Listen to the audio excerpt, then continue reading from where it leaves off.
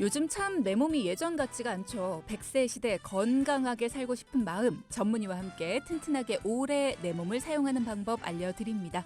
내 몸 사용 설명서.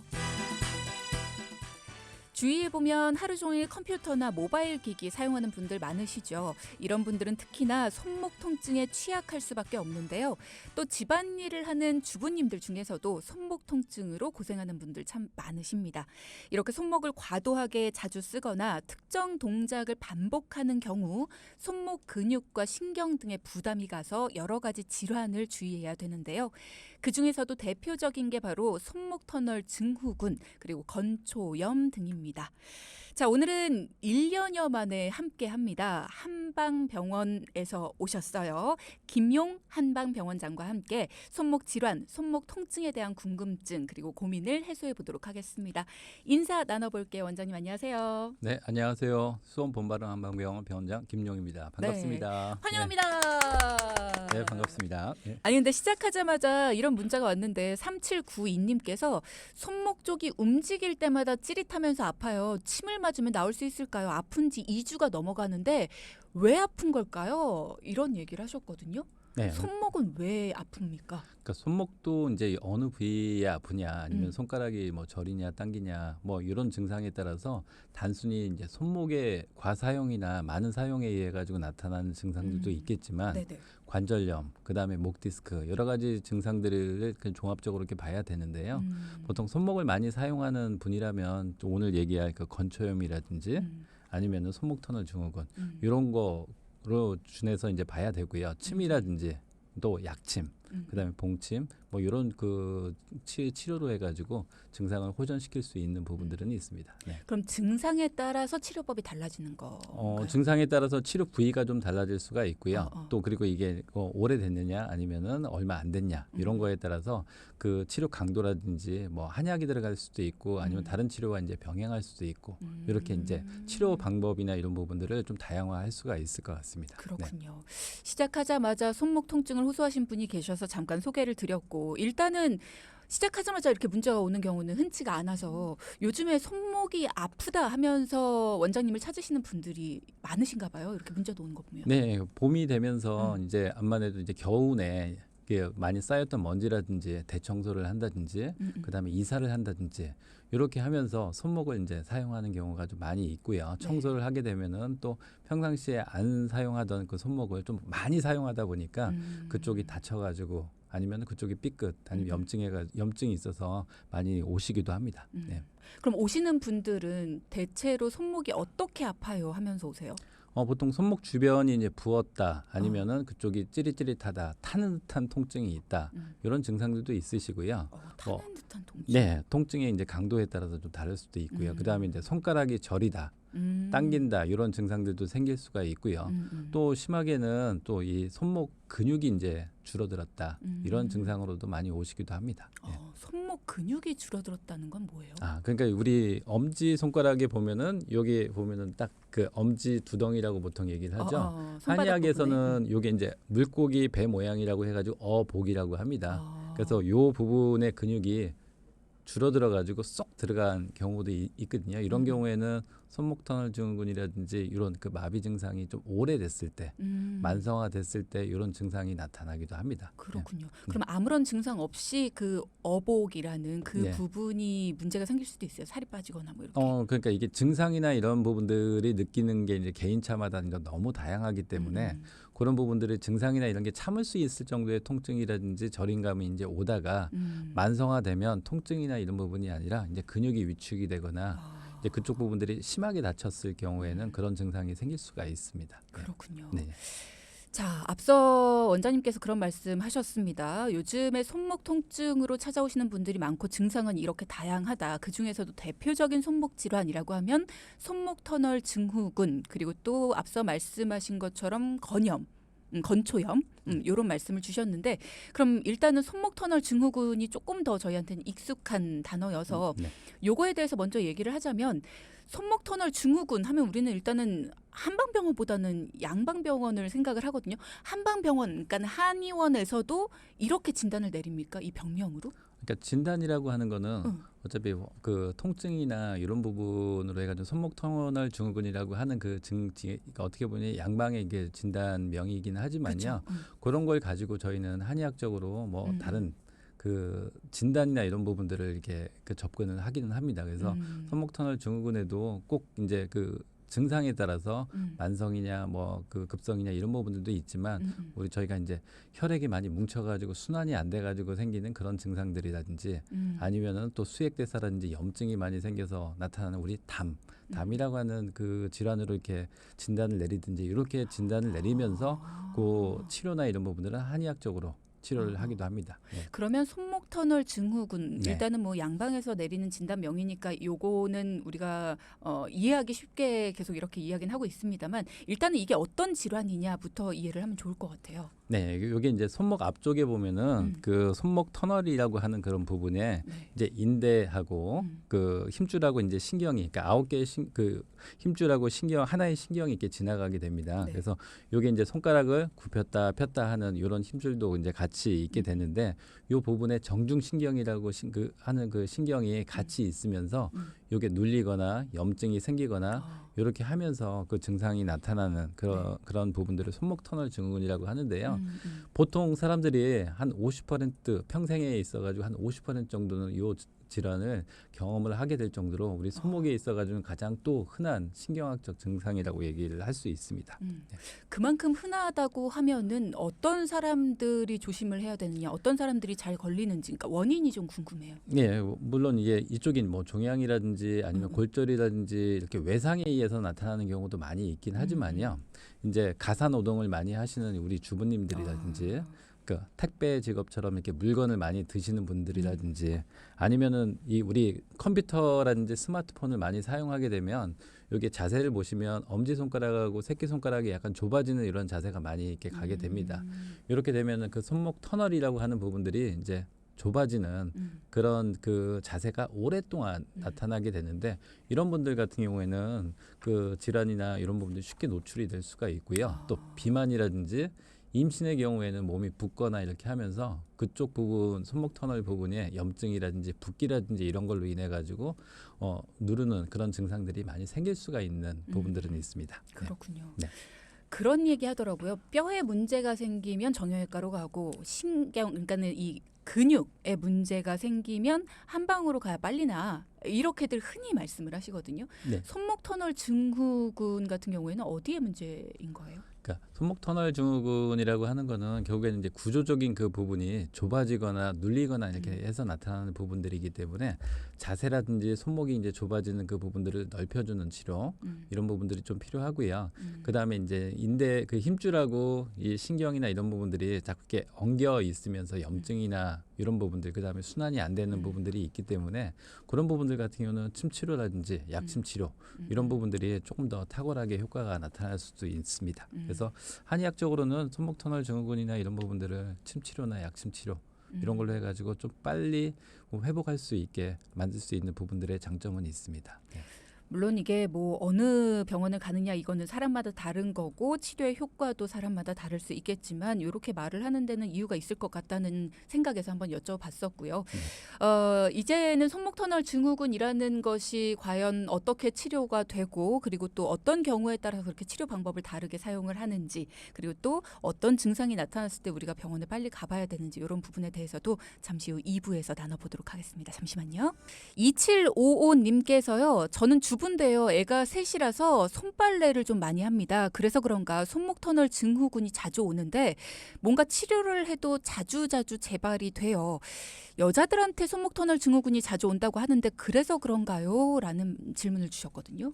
네, 그 보통 여성분들한테 손목 터널 증후군이 좀 잘 생긴다라고 하는 그 부분이 30대에서 보통 60대 여성분들의 보통 한 70% 정도가 남자분에 비해서 70%가 손목 터널 증후군을 가지고 있고 남자분에 비해서 한 5배 정도 이상 많은 경우가 많습니다. 이렇게 그 여성분들이 좀 많은 이유 중에 하나가 네. 임신이라고 하는 그런 경우도 좀 있고 있는 부분들도 있고요. 그 손목 그 부분의 골격 그 부분 자체가 남성의 분에 비해서 좀 작고 좁기 때문에 생기는 부분. 그 다음에 이제 인대라든지 근육이라든지 이런 그 힘이나 그 근력 그 자체가 남성분에 비해서는 조금 상대적으로 작은 그런 부분이 이제 염증이라든지 통증을 잘 유발시킬 수도 있고요. 또 가사라든지 청소라든지 이런 그 반복된 그 작업이나 이런 부분에 의해 가지고 조금 더 많이 노출이 돼 있기 때문에 남성분에 비해서는 조금 더 자주 노출됐다라고 이렇게 볼 수가 있겠습니다. 그렇군요. 네. 여성들한테 더 잘 생긴다라는 거는 맞는 이야기네요. 그러면 우리가 사실은 손목이나 뭐 이런 부분 크게 계속해서 아프거나 뭔가 일상생활이 불편할 정도로 불편감을 느끼지 않으면 쉽게 병원을 가지는 않거든요. 그렇죠. 손목 터널 증후군이라는 거 어떤 증상이 오면 이거는 병원에 찾아가서 치료를 받아야 된다. 이런 부분을 좀 알면 좋을 것 같아요. 어떤 증상이 옵니까? 예, 그러니까 갑자기 이제 손목에 이제 힘이 빠져가지고 뭐 병뚜껑을 따거나 열쇠를 돌리거나 이렇게 하는 게 좀 잘 안 된다라든지 아니면은 아까 말씀드린 것처럼 엄지에서 그 셋째 손가락까지가 좀 저린다든지 가끔은 넷째 다섯째도 있지만 이런 그 증상들이 이제 생기고 네네. 그다음에 물건을 세게 잡거나 이렇게 하지 못하는 정도로 해가지고 잘 떨어뜨리거나 감각이 이제 떨어지거나 네. 그리고 이제 마지막 같은 경우에는 이제 뭐 바느질 같이 이렇게 정교한 작업이나 이런 부분들이 이제 잘 안 될 때는 이런 증상들을 좀 의심할 수가 있는데 요거는 이제 자가적으로 이제 테스트를 할 수 있는 방법이 있습니다. 그래서 내가 손목 터널 증후군인지 네네. 아닌지. 그래서 보통 손등을 서로 이렇게 마주해가지고 이렇게 딱 손등을 이렇게 마주 쳐서 기도하는 자세지만 손등을 마주하는. 네, 손등을 마주해서 요거를 이제 어깨, 그러니까 가슴 높이 정도로 해서 한 1분 정도를 이렇게 하고 있을 때 손가락이 저리다든지 뭐 감각이 무뎌진다든지 통증이 있다. 이렇게 하는 증상들이 있다라고 하면 요게 이제 그 자가적으로 이렇게 테스트 해가지고 이런 증상들이 있으면 손목 터널 증후군을 가장 좀 의심해 볼 수 있을 것 같습니다. 네, 이 자세 맞죠? 네 맞습니다. 네. 이 자세로 1분 동안 그러니까 손등을 마주한 상태에서 왜 기도를 하듯이 손을 마주 모으잖아요. 그때 손등을 마주하게 그래서 가슴 앞쪽까지 올린 후에 이 자세로 1분 정도를 유지를 하는데 그랬을 때 만약에 이게 손가락에 통증이 있다. 엄지부터 약지까지. 네, 예. 그리고 또 뭔가 저릿저릿한 증상이 좀 심하다. 네. 그러면 요거는 손목 터널 증후군일 가능성이 높다. 가능성이 높다. 볼 수 있습니다. 네. 그럼 만약에 바로 치료를 받지 않아요. 네. 그럼 이게 마비까지 갈 수도 있습니까? 그러니까 이게 만성적으로 간다라고 얘기를 하면 이게 이제 그 신경이라든지 이런 순환이 이제 문제가 이제 생기기 때문에 네. 우리가 이제 손목이나 이런 거를 그 오래 꽉 누르고 있으면 나중에 엄지 손가락이나 이제 새끼 손가락 이런데 이제 감각이 무뎌지거나 아니면은 뭐 통증을 느끼거나 아니면 색깔 자체가 이제 파란색으로 이렇게 변하는 것처럼 이 손목 터널 증후군도 결국에는 그 신경이라든지 그쪽의 혈액 순환이나 이런 부분도 영향을 좀 많이 좀 주기 때문에 네. 오래 가게 되면 영양 공급이나 이런 게 안 돼서 마비감이라든지 아까 얘기했던 어복이라고 하는 그런 부분들이 그 근육이 이제 빠져 나가는 그런 증상들이 이제 생기면서 마비 증상이라든지 힘이 없는 증상들이 같이 진행이 될 수가 있고요. 이런 경우가 오래 된다라고 하면 수술적인 방법이라든지 치료에도 이렇게 회복이나 이런 부분들이 더디거나 안 될 가능성도 있을 가능성이 있기 때문에 네네. 좀 빠른 치료가 좀 필요할 수도 있습니다. 네. 그러니까 신경이 계속 눌리고 있다라는 거잖아요. 좁아져 있다. 그렇기 때문에 손목 터널 증후군이라는 증상을 앓고 있는 건데 그런 증상을 앓기 시작했을 때 뭔가 처치를 해줘야 되는데 처치를 해주지 않고 계속 누르면 우리의 신경은 한번 죽으면 다시 되돌릴 수 없기 때문에 이렇게 사망하는 사태까지 이 신경이 그러니까 우리의 생명이 아니라 신경이 죽게 되면 그 뒤에는 되돌리기는 힘들다라는 말씀이신 좀 거잖아요. 어려워지는 경우가 많이 있습니다. 예. 자 그러면 이제 손목 터널 증후군 증상을 앓게 됐을 때 우리가 한방병원을 찾습니다. 어떻게 치료를 하는지를 살펴볼까요? 아까 침 얘기를 하셨는데 어떤 침의 종류들이 있습니까? 그러니까 침도 이제 보통 우리가 이제 일반 그 우리 그 TV나 이런 데서 봤을 때 그 호침이라고 얘기를 하는 톡톡 그 눌러가지고 그 네. 유지시키는 그런 침이 있습니다. 그런 침으로 해서 이제 근육이라든지 혈자리라든지 이런 부분의 순환을 원활하게 해주는 그런 침을 이제 같이 이제 전통적으로 하는 방법이 있고요. 네. 요새는 한약을 먹는 데만 쓰는 게 아니라 그러니까 한약을 직접 몸에게 놓는 아. 약침이라는 게 있습니다. 그래서 네. 그 한약침으로 해서 그 직접 이제 드시지 않아도 그 한약의 효과를 이제 그 아픈 자리라든지 혈자리라든지 이런 데에 이제 같이 놓아서 그 통증이라든지 염증을 좀 빨리 회복하게 하는 그런 부분도 있고요. 최근에는 저희도 이제 초음파로 보면서 직접 그 그 많이 뭉치거나 그쪽에 이제 많이 이제 유착이 된 그 부분들도 직접 초음파를 이용해 가지고 약침을 놓는 그런 그 치료를 같이 병행하기도 합니다. 그리고 저희가 이제 추나 치료라고 해서 이 좁아진 그 터널 증후군이나 이게 터널 그 손목 터널 그 부분들을 추나 치료나 이런 부분으로 해가지고 어긋난 거라든지 좁아진 부분을 조금씩 늘려주는 추나 치료 이런 것도 이제 같이 이제 병행을 하기도 합니다. 네.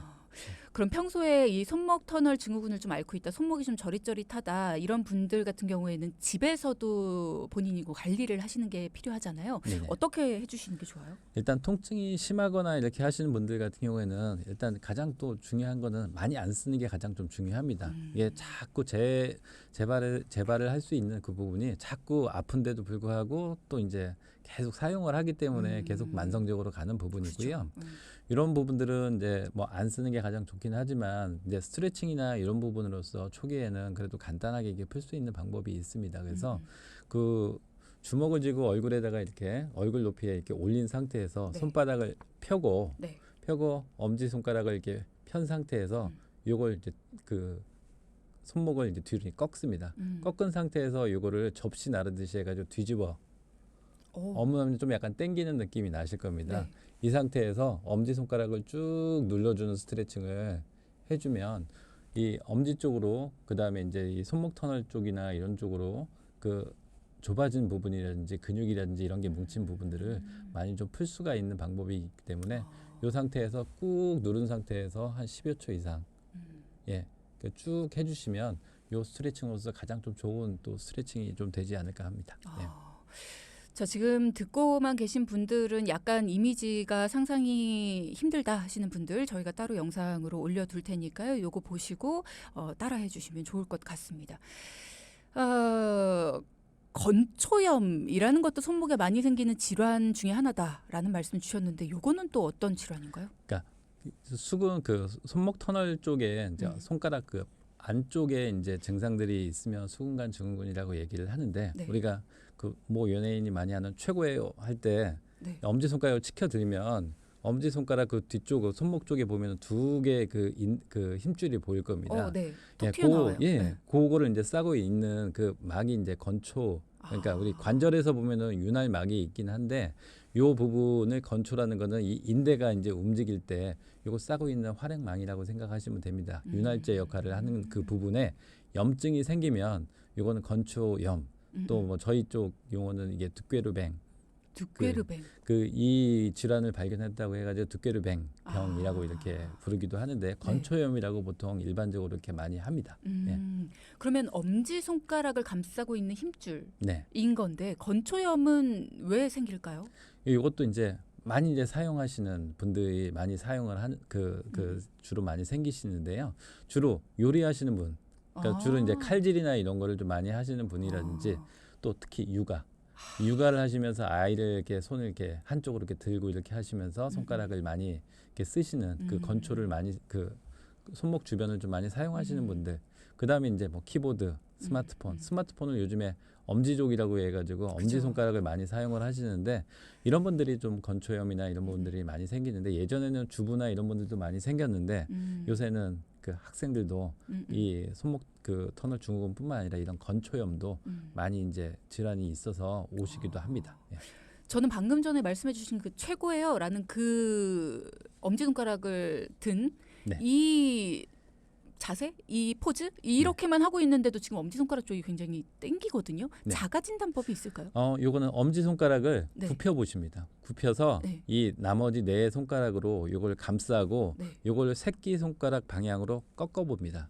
그러면은 그 손목 쪽에 아까 그 최고예요 하는 그 부분에 통증이 있거나 그거를 잘 못 하시는 분들 같은 경우에는 그 건초염을 의심할 수가 있고요. 뭐 이 상태에서 눌러보거나 이렇게 해가지고 통증이 더 심해지거나 찌릿찌릿하거나 하면은 요거는 건초염을 의심할 수가 있습니다. 저 땡겨요. 네, 그러시면은 뭐 평상시에 스마트폰 많이 하시면 그리고 골프나 이런 걸로 인해서도 그 운동에 의해서도 많이 이렇게 손상되는 부분이 이 부분입니다. 그럼 지금 해보시면서 그러니까는 지금 여러분 손을 다 펴시고 엄지손가락을 먼저 접으신 다음에 나머지 4개 손가락으로 엄지손가락을 감싸고 그렇게 주먹이 쥐어졌죠. 그 상태에서 주먹을 새끼손가락 쪽으로 꺾으시는 겁니다. 그렇게 했을 때 이 엄지 손가락을 잇고 있는 그 근육 쪽, 그러니까 손목 쪽이 아프다. 그러면은 뭔가 건초염일 가능성이 높다라는 건데 나도 아픈데? 하시는 분들이 있으시다면 건초염일 가능성이 높다고 하셨어요. 그러면 이게 한의원에 가서 어떤 치료를 받게 되나? 이게 치료는 가능한 것인가? 치료를 빨리 받아야 되는 것인가? 제가 지금 궁금한 거 다 여쭤보고 있어요. 네. 그러니까 이 부분은 좀 음. 빨리 치료를 하셔야 되는 그 부분 중에 하나가 네. 이 만성 건초염이나 이런 부분으로 간다고 하면은 증상이나 이런 부분들이 만성으로 간다라고 하면은 이게 재발이나 재현이나 이런 부분들이 많아서 나중에는 뭐 통증이나 이런 부분들을 조절하거나 이렇게 하는 게 점점 강한 치료나 이런 부분으로 많이 갑니다. 그래서 보통 건초염이 많이 오시는 경우에는 나중에 만성적으로 돼가지고 오신 분들이 또 많이 있으셔가지고요. 네네. 그 저희 같은 경우는 이제 봉침, 벌침이라고 하는 되게 면- 아프다 그러던데. 뭐 봉침이 오히려 더 아픈 개념보다는 알러지 테스트를 해가지고 알러지가 있냐 없냐 이런 부분이라서 네. 다들 벌침이라고 하면은 살아있는 벌을 논다라고 생각을 많이 하시는데요. 네네. 이것도 한약침처럼 이렇게 추출을 해가지고 그 주사기 같은 거로 해서 이제 그쪽 안에 이제 주입을 하는 거기 때문에 보다 이제 안전하게 할 수 있는 방법이기 때문에 이 네. 봉침을 좀 많이 좀 사용을 하고요. 음. 예, 이런 이 부분 같은 경우는 처음에 통증이 엄지 손가락을 많이 사용하지 못하게 만드는 그 방법을 많이 사용을 하기 때문에 보조기라든지 이 엄지 손가락을 고정시키는 그런 그거를 또 많이 또 사용을 해가지고 처음에 이 엄지 손가락을 사용을 못하게 함으로써 이제 재발이 되거나 통증이 계속 진행이 되는 거를 좀 막게 그렇게 많이 하고 있습니다. 네. 그렇군요. 일단은 건초염 치료 방법, 침 치료에 대한 이야기를 많이 해주셨어요. 뭐 봉침이라든가 뭐 아니면 벌침 뭐 이런 것들, 뭐 약침 같은 것도 당연히 네, 쓰실 맞습니다. 거고요. 그러면은 보조기 착용도 말씀을 해주셨고, 그러면 다른 치료들, 뭐 한약 치료 이런 것들도 병행이 당연히 되겠죠. 네, 예. 네. 예, 보통 이렇게 한약이나 이런 부분들은 그러니까 혈액이 이제 순환이 안 돼가지고 생기는 염증이나 이런 어혈제라고 하는 네. 그런 어혈을 치료하는 치료를 좀 가장 많이 좀 사용을 하고요. 순환이나 이런 부분들이 안 되는 그런 부분들을 이제 저희가 진단을 해가지고 보통 소목이라든지 황금이라든지 모가라든지 이런 그 증상들을 한약재를 많이 사용을 하고요.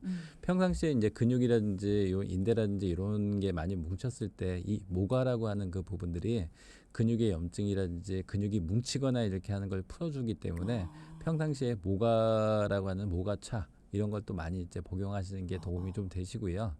뼈에 이제 염증이라든지 퇴행성이라든지 이런 게 이제 좀 약간 연로하신 분들이 이렇게 증상들이 이제 많이 생긴다라고 하면 인삼이라든지 뭐 황금이라든지 이런 그 한약재를 사용을 해가지고 퇴행성이 진행이 되거나 이렇게 하는 부분들을 어느 정도 막는 그런 부분들에 도움을 주는 그런 한약재도 많이 사용을 하고 있습니다. 네. 질문 주신 분이 1454님께서 교통사고가 난 후에 손목이 쑤시고 아파서 검사를 받아보니까 손목 염좌다라는 진단을 받았습니다. 한의원에 가서 치료를 받게 되면은 좀 빨리 나을 수 있을까 싶어서요. 어떤 치료를 받는 게 좋을까요? 라는 말씀을 주셨네요. 네, 교통사고라고 얘기를 하면 이게 엑스레이나 MRI나 이런 정밀 검사상에서도 드러나지 않는 그 부분이 좀 많이 있습니다. 진단은 그냥 염좌, 그러니까 단순 염좌라고 얘기를 하면 우리가 저희가 삐었다라고 이렇게 그죠. 보시면 되겠습니다. 예, 예. 그래서 염좌이긴 하지만 이게 보통 교통사고의 경우에는 그 핸들을 잡거나 이렇게 하는 상태에서 순간적으로 꺾이거나 하면서 인대나 이런 부분들이 늘어나가지고 아니면 그쪽 부분들이 손상을 받아가지고 나타나는 경우가 꽤 많이 있으시기 때문에 좀 처음에 빨리 이제 어혈을 치료하는 그런 뭐 한약재라든지 그런 약침이라든지 침을 좀 빨리 병행을 하시면 회복이 좀 더 빠르시고요. 교통사고는 후유증이라고 하는 게 굉장히 좀 이렇게 맞아요. 무서운 경우가 많습니다. 네, 그리고 교통사고의 경우에는 첫날은 잘 모르다가 한 3일에서 일주일 지나고 나면 증상이 점점 진행이 되거나 추후에 나타나는 경우가 있기 때문에 초기에 증상이 심하지 않더라도 어느 정도는 그거에 대한 진단을 받거나 치료를 받으면서 빨리 회복을 하는 게 가장 좀 도움이 되시라고 봅니다. 맞습니다. 0704님께서도 질문을 주셨는데 인대가 늘어났다고 하는데 한의원에서 치료가 가능할까요? 제가 지금 손목 인대가 늘어났다라고 해서 깁스를 하고 있는데요. 깁스를 일단 하고만 있으라고 해서 이게 언제쯤 나을지도 걱정이 되고요. 만약에 병행 치료가 가능하다면 어떤 치료를 할 수 있나요? 네, 보통 그 인대가 늘어났다라고 하는 것도 이제 염좌의 범위에 이제 늘어나는데 우리가 고무줄을 생각하시면 됩니다. 고무줄을 쭉 늘렸을 때 쭉 늘어나는 상태에서 이게 회복이 되면 나중에 이제 금방금방 이게 탄성이 이제 회복이 되지만 이게 어느 순간 그 늘어난 상태에서 오래 가면 나중에 다시 줄어드는 그 탄성이 줄게 됩니다. 그죠. 그러니까 그런 경우가 이제 만성적으로 가면 그 인대가 늘어났더라도 그 회복이나 이런 부분들이 굉장히 좀 어려운 부분들도 있으신데요. 이렇게 기부스나 이런 거를 하시는 거는 보통 이게 고정의 의미, 보조기나 그렇죠. 이런 것도 마찬가지로 이게 쓰지 않게 하는 그 부분인데 나중에 기능 회복이나 이런 데에 있어가지고는 언제 이렇게 풀릴 건가는 빨리 이제 그거는 상의를 하셔가지고 이제 그 얘기를 하시고요. 보통 인대가 늘어나거나 근육이 늘어나거나 이렇게 근육이 뭉치거나 이렇게 하는 그 부분들은 침치료나 약침, 그 다음에 이제 만성적인 그 증상이라든지 인대가 늘어나서 이제 탄성을 이제 많이 잃었거나 이렇게 했던 그 증상들이 있다라고 하면 봉침 치료까지도 이제 같이 병행을 할 수 있는 부분들이 있기 때문에 그렇게 그 진단에 따라서 약간 어느 정도 빨리 이제 병행을 하시면 회복하는 데 도움을 좀 줄 수가 있을 것 같습니다. 그렇군요. 네. 저는 사실 원장님 오시면 이거 꼭 여쭤보고 싶었던 게 한의학에서는 체질별로 네. 특징이나 뭐 성격, 건강 상태 뭐 이런 것도 분류를 하잖아요. 네. 체질은 어떻게 나누는 거예요? 그 체질의 경우에는 저희 그 이재만 선생님께서 그 사람의 이제 그 생김새라든지 장부의 기능이라든지 성격이라든지 그 행동이라든지 이런 네 가지를 가지고 그 사상이야기라고 해서 뭐 태양인, 뭐 소양인, 소음인, 그 태음인으로 이렇게 해가지고 나눴는데요. 네. 보통 우리가 제일 처음 이제 가장 그 머리가 크거나 이 어깨 쪽 그 상부 쪽이 많이 발달을 했다라고 얘기를 하면 보통 양인이라고 해서 머리 쪽이 더 발달을 하거나 이렇게 하시면 태양인, 어깨나 가슴 쪽으로 좀 많이 발달을 하면 소양인, 그 다음에 배 쪽으로 이게 좀 많이 발달을 하거나 이렇게 하시면 태음인, 엉덩이 쪽이나 이 하체 쪽이 발달하면 소음인이라고 이렇게 그 체형적으로도 나누기는 하는데요. 이건 일차적인 그런 부분이고 성격적인 부분 좀 더 양인이라고 하면은 조금 더 앞에 나서기 좋아하는 그 부분들도 있고요. 네. 음인이라고 하면은 좀 자기를 이제 숨기거나 약간 소심한 그런 증상들 그런 성격으로 이렇게 나타나는 부분인데 최근에 보면 MBTI라고 해가지고 네. 자 성향이나 뭐 인식의 그 방법이나 이런 부분들 이렇게 어느 정도 이렇게 최근에 좀 많이 좀 유행한 걸로 이렇게 나와 있는데요. 그쵸. 이런 부분하고 지금 사상인하고 좀 어느 정도는 성격적인 부분이나 이런 거를 좀 연결을 시킬 수도 있는 부분은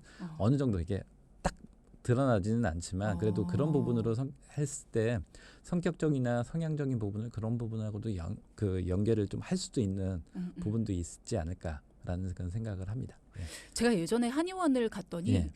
저한테 소음인인 것 같다. 네. 네, 라는 말씀을 하시더라고요. 근데 그 말은 기억이 나는데 소음인이 뭐였는지도 기억이 잘 안 나고 네. 일단 그걸 기준으로 한의원은 항상 진단을 하나 이런 생각이 들었었어요. 모든 한의원이 다 그렇지는 않죠. 그 체질적인 그 부분이나 체질 감별이라든지 이런 부분들은 아직까지 좀 어느 정도 지금 연구를 하고 있는 부분이고요. 약간의 그 주관이나 이런 부분들이 좀 어느 정도 있기 때문에 체질을 바라보는 관점이 좀 용모에 좀 더 집중을 하시는 분도 있고 성향이라든지 이런 부분 그다음에 최종적으로 이제 약이나 이런 부분에 의해 가지고 그 판별을 하시는 분들이 있기 때문에 네. 이런 부분들 같은 경우에는 모든 한방병원이 이제 다 그걸 가지고 기준을 하지는 않고요. 그 부분을 참조를 해가지고 체질 감별이라든지 이런 걸 할 수가 있습니다. 그래서 그 동물에 좀 비유를 하면 네. 태양인이나 이런 분들은 성향이나 이런 부분들은 우리가 사자나 호랑이를 보통 비유를 할 수도 있고요. 그 다음에 이제 태음인이나 이런 분들은 그 약간 곰, 돼지 이런 것처럼 약간 묵직하고 우직한 그런 부분으로 이제 뭐 얘기를 할 수가 있는가 하면 소양인 같은 경우에는 좀 날카로운 우리 매, 독수리 이런 거에 비유를 하고요. 소음인 같은 경우에는 저. 예, 토끼나 이렇게 양 이렇게 약간은 착하고 이게 순한 외우서요 이미지 다들. 예 이런 이미지로 약간은 좀 어느 정도 그 매칭을 좀 해볼 수도 있을 것 같습니다. 네. 조금 더 연구가 돼야 될 것 같습니다. 네. 저희 작가가 그런 눈빛으로 원장님을 바라보고 있습니다. 아이고, 왜 나는 동의하는데? 네. 좀 강한 토끼도 있고 네. 약한 토끼도 있으니까요. 네. 원장님, 저는 약한 토끼입니다. 예쁜 토끼입니다. 감사합니다. 그러면 오늘 손목 질환에 대한 이야기를 해봤는데 손목 질환과 체질과도 연관을 지을 수가 있을까요? MBTI가 됐든 아니면 체질이 됐든 뭔가 좀 본인의 성격이나 체질하고 손목이 자꾸 아프거나 자꾸 다치는 사람하고도 뭔가 연관이 있을 수 있을까라는 궁금증이 생기네요. 물론 이제 하시는 일이나 뭐 이런 부분하고도 그죠. 연관이 좀 많이 있을 수도 있고 그렇긴 하지만요. 그 체질적으로 이렇게 본다라고 얘기를 하면 이게 뭐 제 개인적인 그런 부분들도 이제 첨가가 되면 이게 태음인이나 이런 경우에는 골격이나 이런 부분들이 굉장히 좀 튼튼하고 전체적으로 이제 그 크고 이런 그 체질이 그 체형이 좀 많이 있습니다. 그래서 이런 분들 같은 경우는 좀 많이 일을 하거나 많은 그 무거운 물건을 들더라도 잘 다치거나 이렇게 하지는 않으시는 경향이 있고요. 단 이게 다치거나 이렇게 하는 경우가 있으면 조금 크게 다치는 경우가 좀 많이 그런 있습니다. 사람도 있죠. 네. 그리고 소양인의 경우에는 좀 그 앞에 좀 자꾸 이렇게 나서려고 하고 약간은 그 우리가 좀 건망증처럼 그리고 약간 덤벙대는 성격이 좀 많이 있습니다. 그래서 이런 분들 같은 경우에는 뭐 많이 사용해서 나타나는 그 부분이라지 그 이런 거보다는 좀 잘 깨거나 아니면은 뭐 이렇게 들거나 놓치거나 이렇게 해서 다치는 경향성이 많고요. 그다음에 이제 소음인 같은 경우는 묵묵히 일하거나 이렇게 그리고 이제 체형이나 체격 자체도 조금 왜소한 체형을 좀 가지고 있는 경우가 많아서 소음인의 경우에는 좀 쉽게 저기 청소만 했는데 손목이 다쳤다라든지 아니면은 뭐 그 잠깐 운동했는데 나는 좀 아팠다든지 이런 경향성 뭐 가사일을 잠깐 설거지만 했는데 손목이 계속 아프다든지 이런 경향성이 뭐 소음인 경우에는 조금 더 그 가능성이 있다고 볼 수 있겠습니다. 예. 그러니까 체질이라는 것이 전체적으로 뭔가 이렇게 체형이라든가 전체적으로 자신의 어떤 성향이랑도 조금 비슷하기 때문에 그런 거랑 연관지어서 본다면 활동을 할 때도 조금 그런 부분을 조심해야 되는 부분 이런 것들을 좀 눈여겨보고 귀 기울여 들으면 좋을 것 같아요. 지금 말씀해 주신 부분도 네, 뭔가 뭐 네. 주관적인 부분도 어떤 일정 부분은 있을 수 있지만 어쨌든 내가 주의해야 된다라고 말씀해 주신 부분은 귀담아 들으면 좋을 것 같다는 생각이 듭니다. 오늘 이야기 많은 부분 해주셨는데요. MBTI와도 연관이 될 수 있다. 이 부분도 저는 격하게 공감을 합니다. 내 몸 사용 설명서 씨가 오늘 손목 터널 증후군, 건초염 요 두 가지에 대해서 이야기를 나누면서 또 성향 그리고 체질과 관련해서도 조금 이야기 더 나눠봤습니다. 앞으로 더 많은 이야기 우리 원장님과 나눠볼 수 있으면 좋을 것 같습니다. 김용 원장과 함께했습니다. 고맙습니다. 네, 감사합니다. 네.